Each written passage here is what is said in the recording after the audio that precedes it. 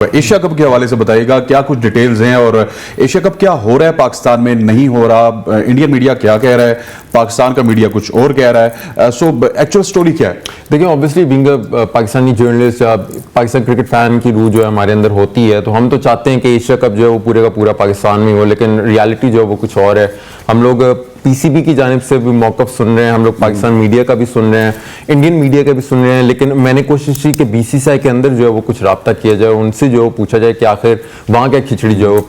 पक रही है। तो देखें, कैटेगोरिकली जो है वो बात, उनके डिसीजंस जो है वो हो गए हैं, और ये बात पिछली जो मीटिंग हुई है नजम सेठी को कैटेगोरिकली जे शाह ने कह दिया है कि पाकिस्तान में एशिया कप नहीं होगा और ना ही हाइब्रिड मॉडल पर जो है वो हम लोग एग्री कर रहे हैं। और ये बात जब उनसे पूछा गया कि जी क्यों आप लोग जो है वो क्यों इस तरह कर रहे हैं, तो उनका एक ही जवाब है कि हमें जो है वो हमारी जो सरकार है, जो हमारी हुकूमत है, उसने हमें जो है ये कैटेगोरिकल डिसीजन जो है वो दिया हुआ है कि आपने हाइब्रिड मॉडल या पाकिस्तान में जाकर जो है वो नहीं खेलना। तो अब ये बात है कि मोनोपली जो है उन्होंने अपनी स्ट्रॉन्ग कर ली है, और डेफिनेटली जब अब सोचता है पाकिस्तान पीसीबी जो है वो इसमें अब क्या जो है वो आखिर के जो है वो करेंगे, या इसमें किस तरह से जो है वो प्रेशराइज उन पर किया जा सकता है। तो ये अब रस्मी कार्रवाई आप एक तरह से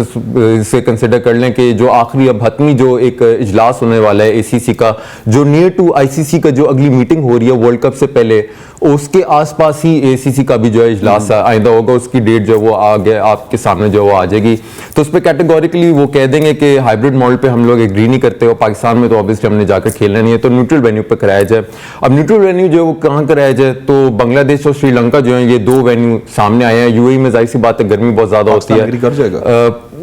एग्री करना पड़ेगा, क्योंकि एशिया कप के लिए भी